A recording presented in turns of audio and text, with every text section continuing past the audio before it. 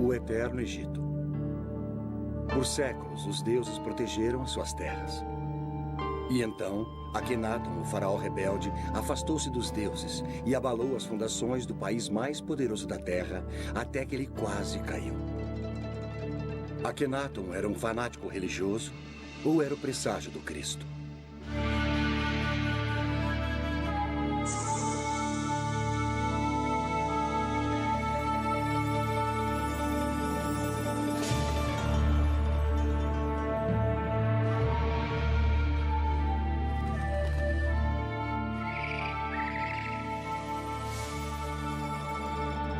Os grandes egípcios.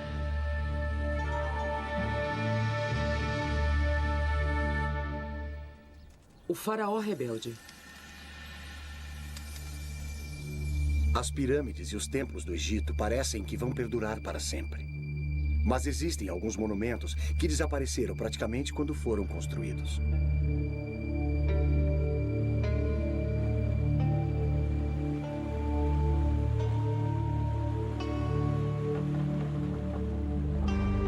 A 322 quilômetros da pirâmide de Gizé está Amarna.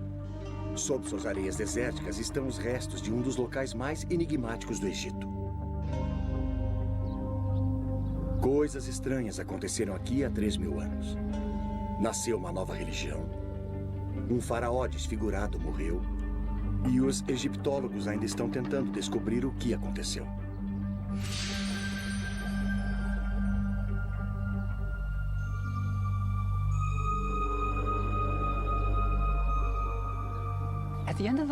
No final do século passado, Sir Flinders Petrie, o fundador da egiptologia moderna, descobriu uma grande cidade perdida no deserto. Ela tinha tudo o que ele esperava. Havia templos, palácios, ruas largas. Mas ainda assim faltava alguma coisa. Faltava cenas do faraó golpeando seus inimigos, marchando para a batalha. Também havia cenas do faraó fazendo oferendas a centenas de deuses egípcios. Não havia deuses. Quando Petrie continuou a escavar, ficou ainda mais chocado. O faraó era mostrado desfigurado, com o rosto alongado, seios, quadris largos e coxas grandes. Durante 1000 anos, os faraós foram retratados como jovens vigorosos, musculosos, prontos para a batalha. Este faraó era retratado desfigurado. Era quase como se uma criatura de outro planeta tivesse sido deixada no deserto egípcio.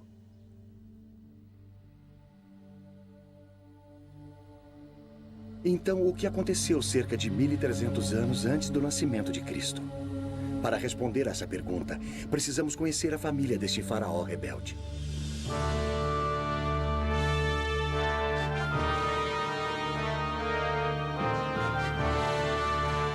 Era a época mais gloriosa do Egito. O Egito nunca tinha sido tão rico, poderoso ou estado mais certo de si. Ao longo de todo o Nilo, artífices construíam grandes templos para homenagear as centenas de deuses. Se agradassem aos deuses, o Egito prosperaria.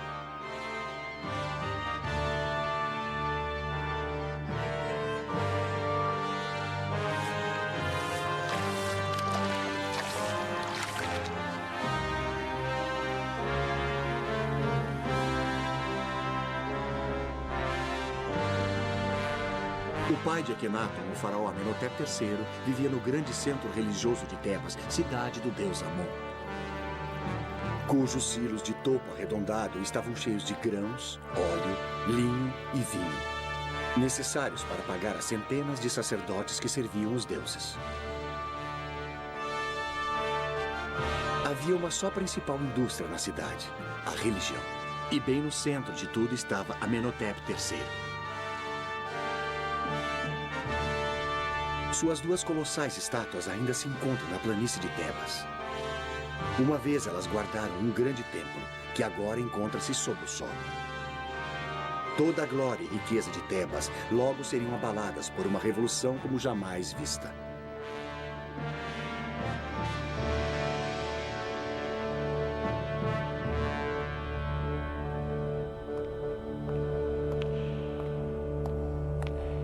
Amenhotep III comandava as coisas durante os anos de glória do Egito. Então não é de surpreender que a maior estátua do Museu do Cairo seja dele, com a sua família. Ali está Amenhotep III, e ali está sua esposa, a Rainha Ti. Eles tinham 6 filhos, e o importante era como as crianças eram tratadas. 4 eram meninas. Ali está uma delas. A estátua é uma espécie de retrato de família, e todas as 4 filhas receberam títulos importantes. Também havia um filho, Tutmoses. Ele recebeu o título de alto sacerdote de Mênfis. E havia mais um filho chamado Amenhotep, em honra ao pai. Ele não está nesta estátua. Ele não está presente em nenhum registro real. Há um verdadeiro mistério aqui.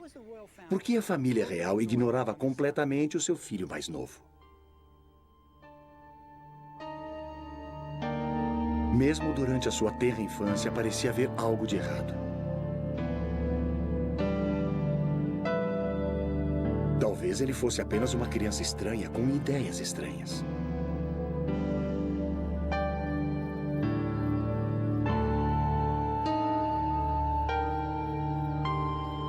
Enquanto seu irmão e irmãs recebiam títulos e honras, não havia nada para o jovem Amenhotep. Quando o séquito real ia aos templos para fazer oferendas ao deus Amon e para comemorar os festivais, podemos imaginar o pequeno Amenhotep deixado para trás, sozinho no palácio. Até mesmo o deus Amon rejeitava o garoto.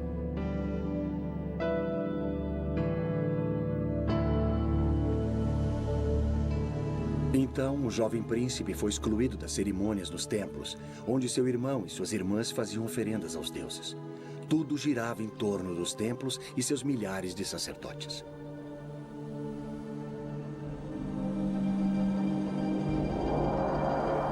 Os faraós orgulhosamente inscreviam nas paredes dos templos a quantidade de ouro, prata, gado e terras que davam para os deuses.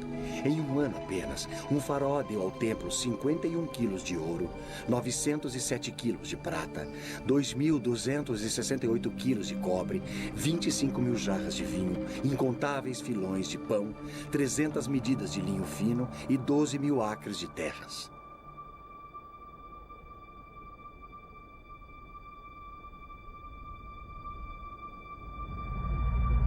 Este era um mundo que rejeitava o pequeno garoto, mas as coisas estavam para mudar. Depois do faraó, a pessoa mais importante da família real era a Rainha Ti, a grande esposa do rei. Quando Amenhotep III casou com Ti, ele enviou o que então foram os primeiros telegramas do mundo. Proclamações de casamento esculpidas em placas em forma de escaravelho e enviadas a países estrangeiros.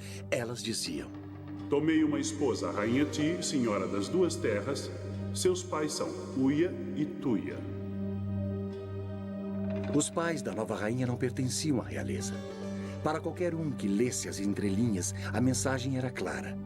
Minha esposa é uma plebeia, mas é melhor vocês a aceitarem como a rainha do Egito. Sua escultura denota uma mulher poderosa, do tipo que conseguia o que queria.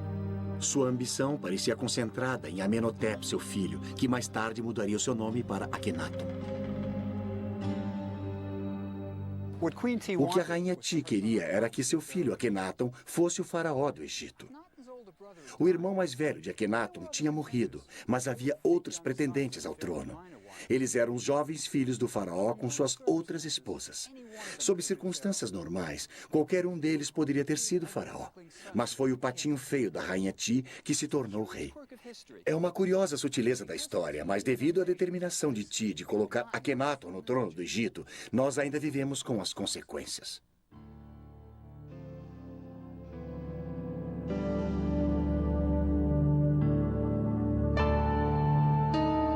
A múmia de Amenhotep III nos dá uma pista de como seu filho Akhenaton se tornou faraó.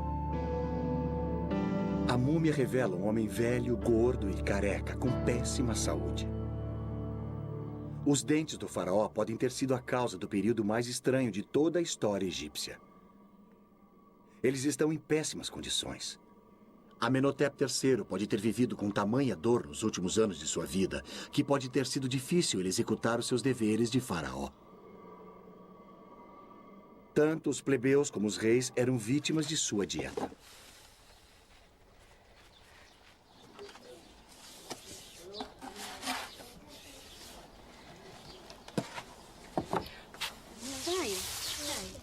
Todos os grãos do Egito eram moídos da pedra.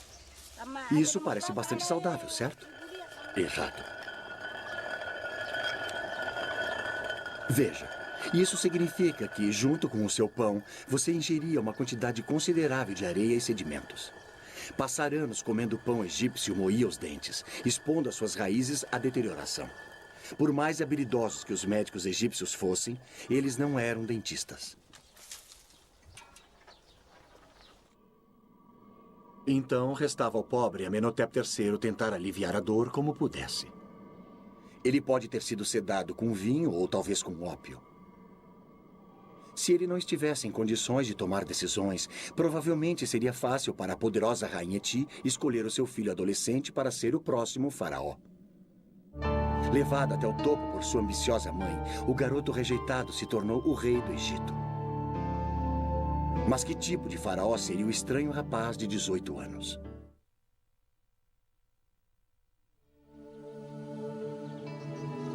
O nível de singularidade do novo faraó ficou claro nos primeiros anos do reinado de Akhenaton, quando ele começou a construir o seu próprio templo em Karnak, o centro religioso de Tebas. Karnak, na verdade, é um labirinto de templos que ocupa mais de 100 acres. Construída num período de 2.000 anos, cada faraó incluiu os seus próprios monumentos para cair nas boas graças dos deuses. Quando Akhenaton fez a sua contribuição, o povo do Egito soube que algo muito estranho tinha acontecido. Ele criou um estilo artístico completamente novo e esquisito. O faraó era retratado com longos dedos dos pés, quadris largos, dedos das mãos extremamente longos, seios e um rosto alongado. Nada parecido com isso já tinha sido visto num templo egípcio. Mas a esquisitice não terminava aí.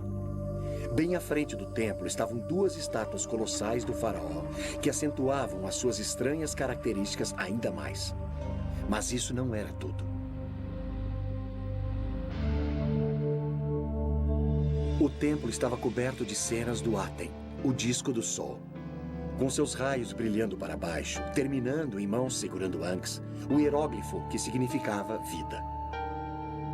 Amon e os outros deuses do Egito tinham desaparecido, substituídos pelo disco solar. O povo deve ter imaginado: onde estão os outros deuses? Eles logo saberiam. Akhenaton tinha declarado, pela primeira vez na história registrada, que havia apenas um Deus. Ele tinha virado 2.000 anos de religião egípcia de pernas para o ar.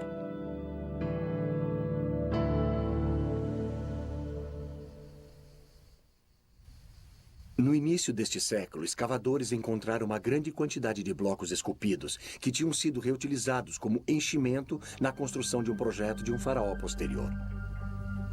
Esses blocos tornaram-se conhecidos por Talot, derivado do número arábico moderno 3, pois todos os blocos mediam cerca de 3 palmos.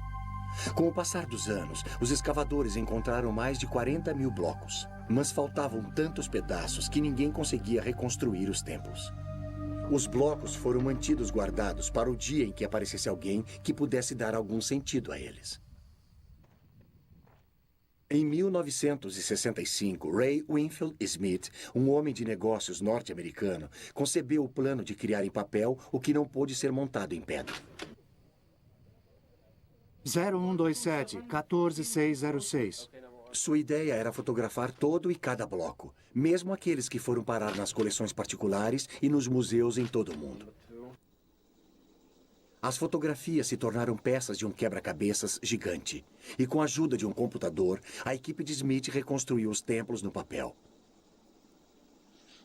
Primeiro, eles numeraram cada bloco.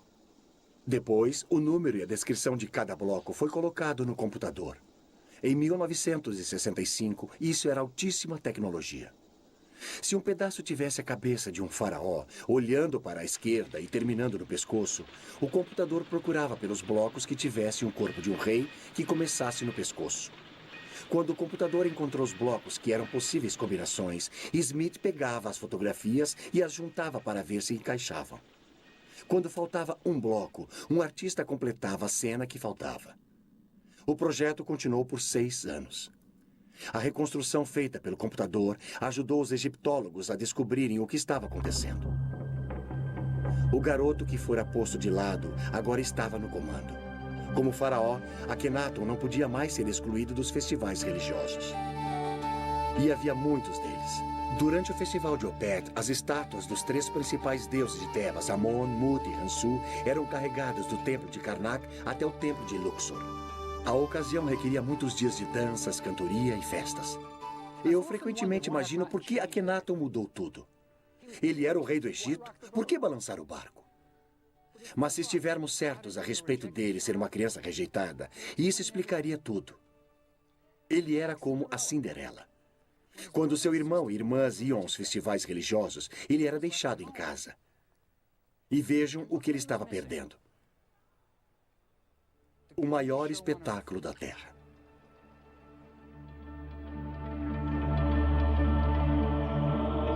À noite, sacerdotes de cabeça raspada cantavam as suas orações para aplacar os deuses do Egito. Eu sou o pai dos pais, a mãe das mães e o touro dos 7 seres celestiais. Eu abro a minha boca para falar em meio ao silêncio. Os homens devem ter um caminho por onde trilhar.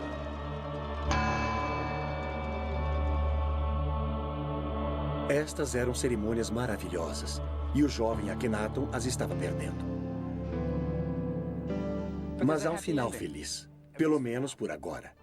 Akhenaton se torna rei do Egito, e com o seu poder, ele pode acertar tudo. Ele rejeitará os deuses de Tebas. Não eram mesmos os seus deuses. E ele terá o seu próprio deus particular, que o ama, o Aten.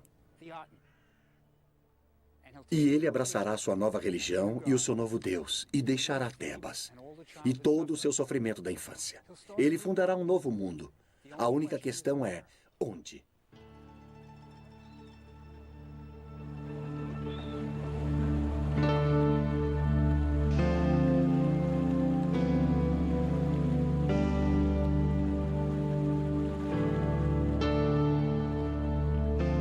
A resposta para a pergunta sobre o local onde Akhenaton deve começar a sua nova vida veio no 5º ano de seu reinado e do próprio Aten.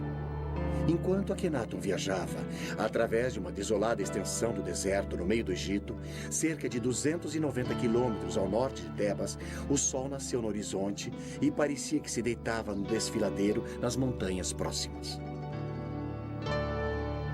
O hieróglifo, que significa horizonte, era o sol se deitando no desfiladeiro de uma montanha. O horizonte significava o início e o fim. Este era o sinal de que Akhenaton precisava para construir o seu campo dos sonhos. O Aten tinha aparecido para ele e disse-lhe que construísse a sua cidade no deserto inabitado. Ele a chamou de Akhenaton, o horizonte do Aten. Akhenaton mandou esculpir marcadores de fronteira à volta de sua cidade, relatando sua visão mística. Sua Majestade apareceu em sua grande biga de Electra, como o Aten, quando se eleva no horizonte. Foi o Aten, meu pai, que me disse para construir a cidade. Nenhum burocrata jamais me aconselhou a construir nesse local deserto. Depois de ter recebido a revelação para construir a sua cidade, Akhenaton liderou um pequeno grupo de seus seguidores saindo de Tebas e indo para a árida região desértica que o Aten tinha escolhido, um lugar agora chamado de Amarna. Akhenaton era líder de uma seita e esta seria a sua comuna. Num dos marcadores de fronteira, ele reuniu os fiéis e, enquanto observava as desoladas planícies onde seria construída a nova cidade, ele realizou um culto de adoração. Akhenaton não estava mais sozinho. Agora ele estava casado com Nefertiti, uma das mulheres mais lindas da história. Agora ele tinha sua própria família, 2 filhas e mais 4 por vir. O garoto rejeitado tinha percorrido um longo caminho. Devia haver uma incrível sensação de emoção na nova cidade. Eles eram pioneiros numa admirável nova religião e o faraó era o seu líder. Uma sensação como essa só ocorreria novamente na era cristã. Era uma virada na história do mundo. E Akhenaton era o pivô dessa história. Mas o resto do Egito aceitaria a nova religião do faraó?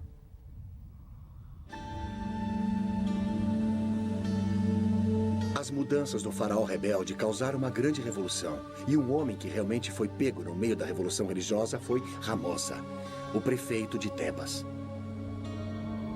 Ramosa tinha completado 2 paredes de sua tumba, retratando a ele, sua linda esposa e a família, no velho estilo tradicional. Todos estavam perfeitos, com cada mecha em seu devido lugar, da maneira que eles queriam por toda a eternidade. E então Akhenaton mudou tudo.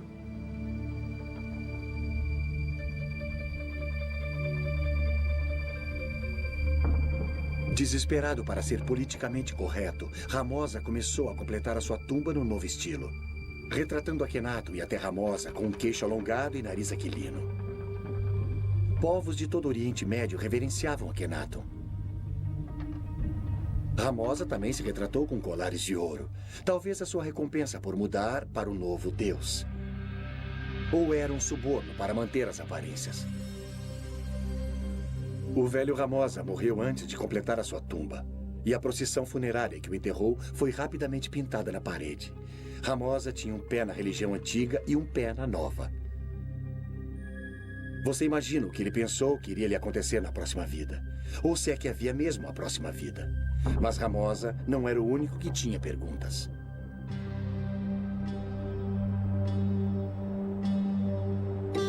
A mesma pergunta estava sendo feita pelos sacerdotes. O que será de nós? Se existe apenas um Deus, o Aten, o que acontecerá aos grandiosos templos de Amon em Tebas? Se o faraó não acredita mais nos deuses, o que acontecerá aos milhares de sacerdotes? O poderoso clero de Tebas estava enfurecido com Akhenaton.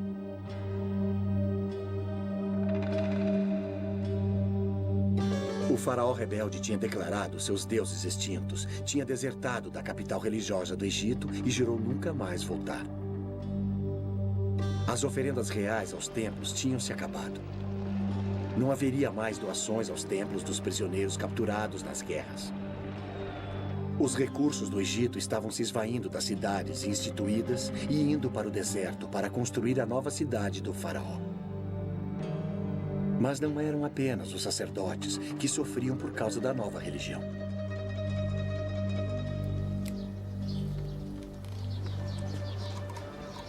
Pense em todas as indústrias que dependiam da velha religião. Os egípcios usavam amuletos, pequenas imagens dos deuses como proteção. Não mais. Os fabricantes de amuletos egípcios que esculpiam escaravelhos, pequenos besouros com as imagens dos deuses e os nomes dos reis, faliram. Os habilidosos escultores de madeira que faziam as estátuas dos deuses que adornavam as casas egípcias estavam sem trabalho. O que Akhenaton estava fazendo? Este é o livro dos mortos. Olha aqui. Lá está o falecido.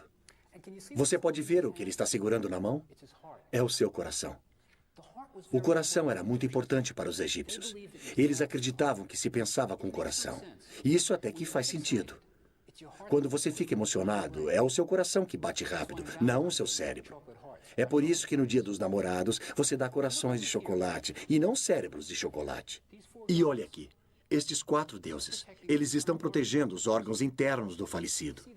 Veja, os egípcios eram ressurrecionistas. Eles acreditavam que o seu corpo literalmente se levantaria e funcionaria novamente na próxima vida. Então, você tinha de ter um corpo completo, incluindo seus órgãos internos. E a viagem até o próximo mundo? Ela seria feita de barco. Agora, se você olhar aqui no final do Livro dos Mortos, ele até vem com remos mágicos para a viagem. De certo modo, este é um mapa para ir ao próximo mundo. Mas Akhenaton estava jogando fora todos os mapas velhos. Ele estava escrevendo o seu próprio mapa.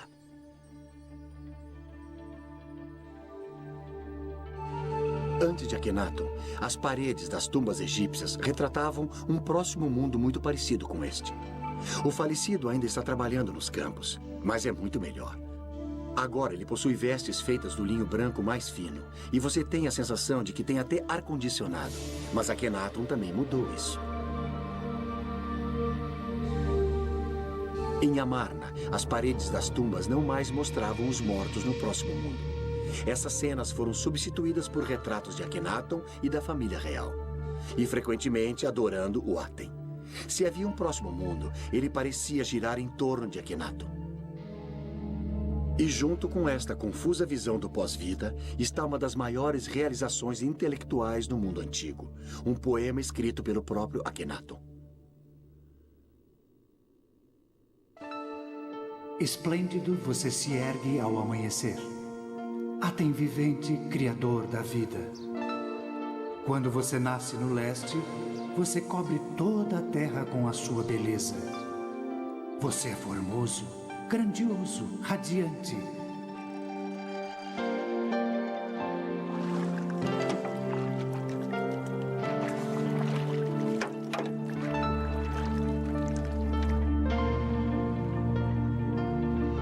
Quando você se põe no oeste, a terra fica na escuridão, como na morte.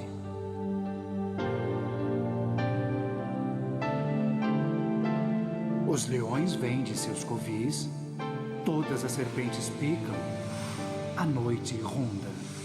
A terra está mergulhada no silêncio, enquanto seu Criador descansa na escuridão.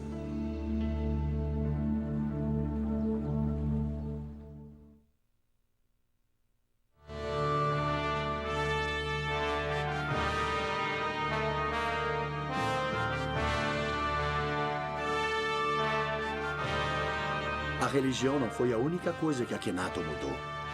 1000 anos de arte foram jogados fora. Antes de Akhenaton, a arte egípcia mal tinha mudado com o passar dos séculos. Nós estamos acostumados com mudanças de estilo artístico quase todo ano. No Egito, a arte era para a eternidade. As mudanças eram para ser evitadas. A estátua de um faraó de 2500 anos antes de Cristo não é radicalmente diferente de uma estátua feita 2000 anos depois.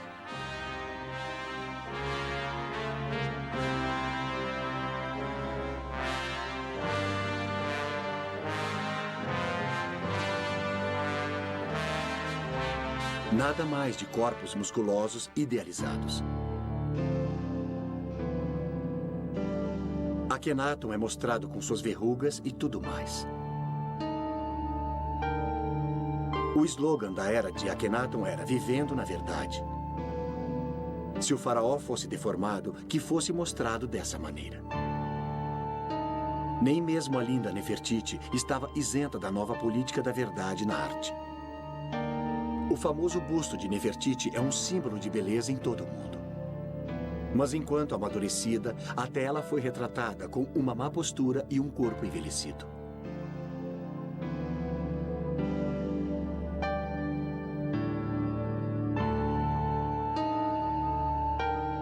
Tornou-se moda mostrar toda a família real com cabeças alongadas.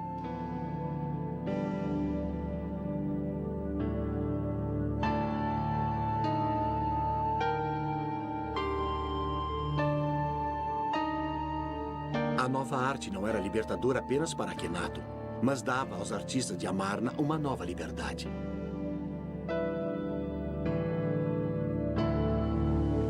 Os artistas tiveram uma chance de se expressar como nunca antes. As novas cenas da família real podiam ser montadas sem preocupações com a tradição. Eles eram mostrados de maneira informal, se beijando e se tocando, fazendo refeições juntos. Nunca havia sido permitido ver a vida privada de um faraó no Antigo Egito. Mas Akhenaton o permitiu. Era como se cinegrafistas fossem convidados para filmar a rainha da Inglaterra escovando os dentes. Crescendo em Tebas, Akhenaton nunca tinha sido mostrado com sua família. Nunca fora citado nos monumentos. Agora, aqui em Amarna, ele podia sair do armário e dizer: me aceitem como eu sou. Pela primeira vez em sua vida, Akhenaton podia ser ele mesmo. Terminada, Amarna era um cenário teatral para comemorar o reinado de Akhenaton. O garoto rejeitado tinha percorrido um longo caminho. Sobre a estrada, uma ponte ligava o palácio à área do templo. Aqui, Akhenaton e Nefertiti apareciam diante do povo numa sacada chamada de Janela das Aparições, atirando ornamentos de ouro e outros presentes àqueles que eles queriam honrar. A cidade cresceu, chegando a mais de 10.000 habitantes. Havia barqueiros, burocratas, mercadores, artesãos, sacerdotes e suas famílias.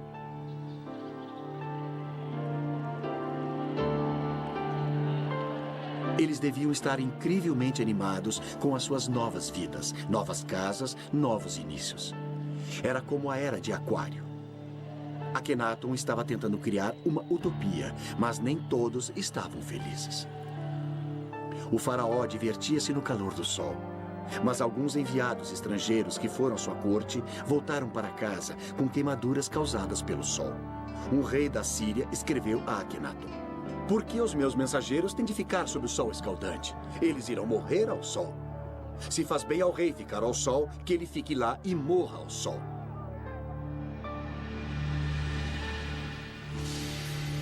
Eles eram como os adoradores do sol californianos. Eu sempre penso na corte de Akhenaton com um bronzeado permanente.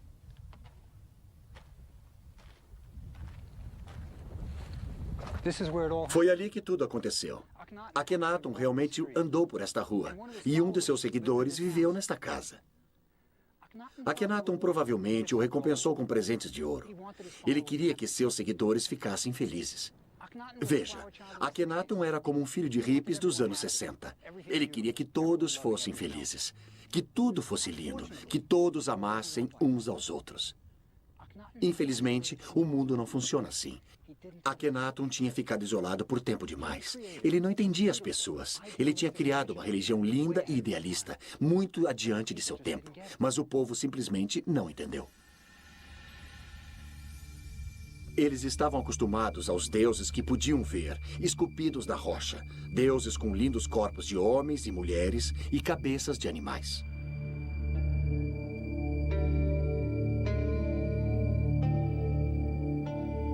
O deus de Akhenaton, o Aten, era uma abstração.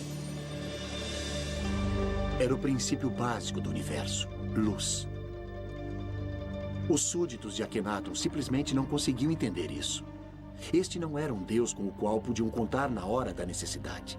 Além disso, havia um elitismo em relação à nova religião que deve ter confundido os supostos adoradores do disco. O Aten nunca lançava seus raios sobre eles, somente na família real. O Aten era o deus pessoal de Akhenaton, dando ao rei desenfreados amor e amparo. Talvez ele tenha substituído o pai que o tinha empurrado para um segundo plano. Eram Akhenaton e a sua família que adoravam o Aten. Todos os outros tinham de se contentar com a luz refletida de Akhenaton. É quase como que se a nova religião viesse em dois tamanhos, plebeu e king size. Nesta cidade sagrada no deserto, Akhenaton foi tirado do sofrimento que tinha experimentado na sua infância em Tebas. Mas ele também foi tirado da realidade.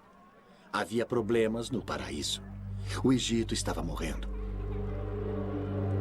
Por mais de 10 anos, Akhenaton tinha vivido na sua amada Amarna, com seus pensamentos voltados para a religião e para o seu deus pessoal, o Aten. Mas ninguém ficou cuidando da loja. Era como se o presidente dos Estados Unidos tivesse mudado a sede do Congresso para o Wyoming e começasse a escrever poesias. O exército do Egito, que um dia fora grandioso, tinha enfraquecido. Os países estrangeiros não mais mandavam tributos. Dos remotos postos avançados na Síria e no Líbano, os embaixadores estrangeiros do Egito escreveram ao rei dizendo que não mais eram respeitados. Cartas escritas por um de seus príncipes leais, Reboti, falam da falta de respeito por Akhenaton e pelo próprio Reboti.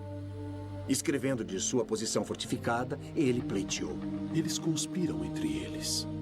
E assim sendo, receio não haver quem possa me resgatar de suas mãos. Como um pássaro preso na rede, eu me encontro. É preciso lembrar como Reboti estava isolado. Para os soldados egípcios chegarem a ele, teriam de marchar através de Gaza, Canaã, até o Vale de Beká, na Síria, e depois para o norte. Este sempre era um território hostil.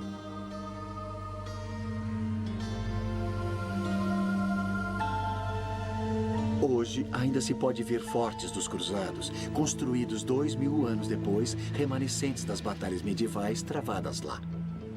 Era dali que Reboti estava escrevendo. Se o exército egípcio não o salvasse, ninguém o salvaria. Reboti escreveu repetidas vezes, falando a Akhenaton sobre a posição enfraquecida dos egípcios e pedindo reforços. Sua última carta não foi respondida. A dominação egípcia sobre o Oriente Próximo tinha lhe escapado, e Akhenaton parecia não saber ou não se importar.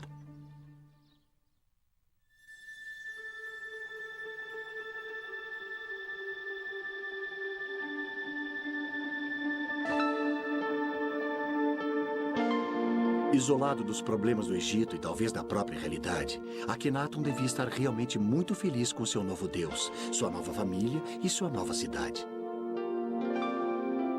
Mas após 14 anos de casamento, sua linda esposa e companheira Nefertiti morreu. Sua outra esposa, Kia, também tinha morrido. Então, agora ele não tinha uma mulher ao seu lado. Akhenaton tinha sido criado entre mulheres, 4 irmãs e sua poderosa mãe, a rainha Ti. Nefertiti tinha sempre estado ao seu lado, partilhando seus sonhos. Kia, sua linda esposa secundária, também era importante para ele. Ela até tinha o seu próprio templo. Agora, as 2 esposas estavam mortas. Akhenaton estava sozinho novamente. O grande experimento no deserto estava quase acabado. No 17º ano de seu reinado, com pouco mais de 30 anos, Akhenaton morre e desaparece da história. Algum dia saberemos o que realmente aconteceu em Amarna? Akhenaton realmente se parecia com as suas estátuas? Muitos acreditam que a única maneira de sabermos será com a descoberta da múmia de Akhenaton. É exatamente isso que alguns egiptólogos acham que aconteceu em janeiro de 1907. De todas as múmias reais descobertas, nenhuma causou mais controvérsia do que aquela encontrada na tumba 55 do Vale dos Reis. No início do século, Theodore Davis, um rico americano que fazia escavações no Egito, descobriu uma tumba onde um sepultamento da época de Amarna tinha sido realizado. Essa tumba claramente não fora concluída e o sepultamento fora apressado.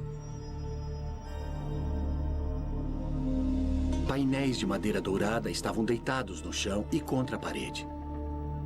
Elas traziam a imagem danificada de Akhenaton adorando o disco solar e o nome da rainha Ti.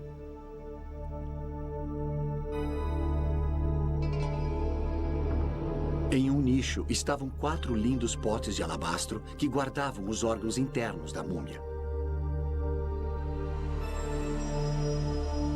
Deitado no chão, um lindo caixão, porém muito danificado, feito de milhares de incrustações e pedras semipreciosas na forma de asas protetoras. Mas as cártulas contendo o nome do seu ocupante tinham sido arrancadas. Todos envolvidos na escavação da tumba acreditavam que poderiam identificar a múmia dentro do esquife, uma vez que a sua tampa fosse aberta e as inscrições nas bandagens ou as joias fossem examinadas. Quando chegou o dia de desembrulhá-la, todos os presentes sentiam a importância histórica do evento. Eles iriam ser os primeiros em mais de 3.000 anos a ver o rosto de um rei ou rainha do Egito. Quando abriram a tampa do esquife, viram uma múmia envolta em folhas de ouro. Mas quando começaram a desembrulhar a múmia, aconteceu algo digno de um filme de terror. Assim que a tocaram, ela se transformou em pó, deixando-os com uma pilha de ossos desarticulados no fundo do esquife. Mas sob o esqueleto, a última folha de ouro parecia ter o nome de Akhenaton, meio danificado. Sua pelvis era larga como a de uma mulher. Mas nas suas estátuas, Akhenaton sempre tinha sido mostrado com uma pelvis larga. A cabeça da múmia era alongada como a de Akhenaton. Tudo parecia se encaixar perfeitamente. Alguns dos presentes estavam absolutamente convencidos de que tinham encontrado a múmia de Akhenaton. Mas ainda hoje a identidade da múmia da tumba 55 é um mistério. A palavra final do porquê Akhenaton e a família real eram mostrados deformados pode ser dada agora por um grupo de cientistas que estuda uma doença chamada Síndrome de Marfan, um defeito genético que danifica o tecido conjuntivo do corpo. Abraham Lincoln provavelmente sofria da Síndrome de Marfan. Alguns de seus sintomas são rosto alongado, queixo protuberante, dedos das mãos e dos pés alongados e olhos estranhos. Parece com um faraó que você conhece? E se Akhenaton era portador desse defeito genético, cada uma de suas filhas teria uma chance de 50% de herdá-lo. E isso pode explicar por que todos são mostrados com sintomas semelhantes.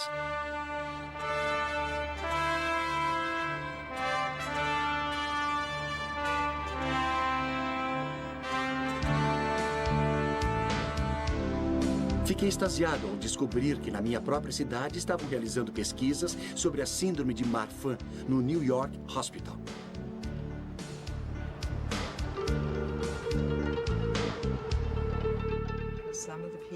A doutora Jessica Davis é uma das maiores especialistas do mundo na síndrome de Marfan.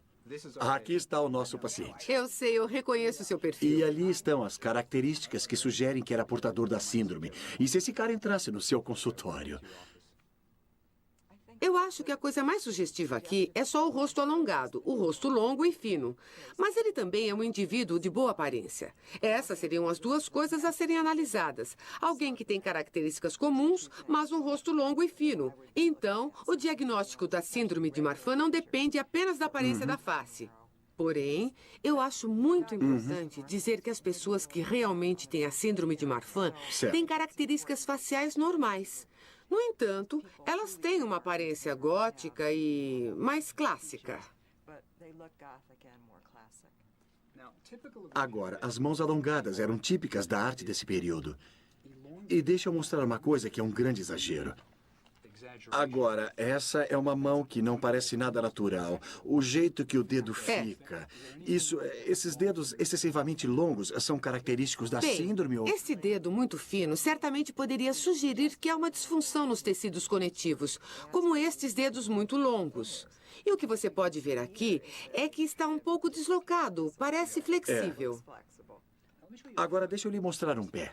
Antes de mais nada, esses são membros muito finos. A mão e o braço são sugestivos. O tornozelo certamente é sugestivo. E este é um pé muito longo e elegante com dedos longos. Quero dizer, é algo que mediríamos no diagnóstico clínico de um portador da síndrome de Marfan. Então, sim, é muito sugestivo. Por causa da face, das mãos, dos pés, o corpo, a estrutura do esqueleto, você mandaria este homem fazer um exame para ver se ele tem Marfan? Você... Se faria mais alguma coisa? Sim, mandaria fazer um E ecocardiograma. você mandaria fazer o exame? Sim.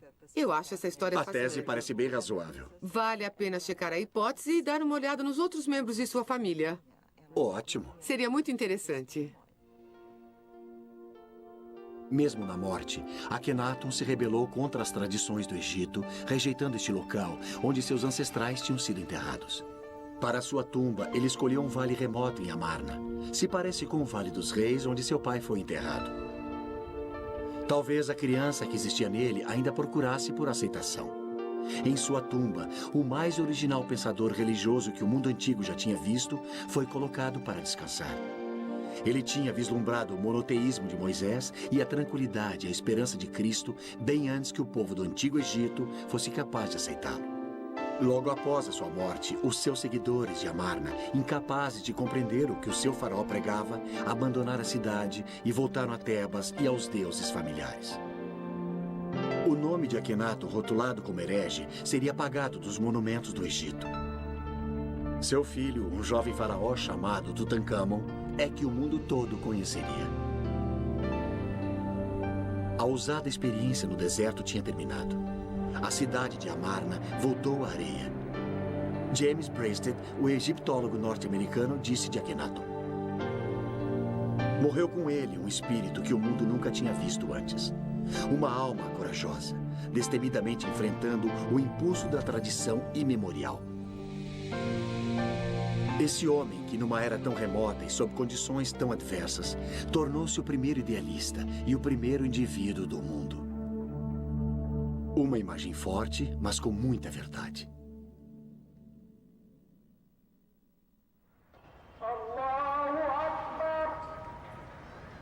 Há 3.000 anos, Akhenaton, o faraó rebelde, insultou os habitantes do Vale do Nilo, pregando a existência de um único Deus.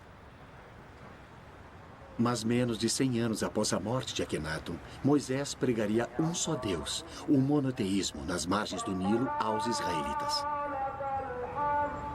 Hoje, milhares de egípcios ouvem os muezins e mesquitas afirmarem que existe um Deus apenas, e Alá é o seu nome. A ideia de um Deus único, uma vez a crença radical de um herege isolado, agora é adotada por muçulmanos, cristãos e judeus em todo o mundo. A visão de Akhenaton continua a viver.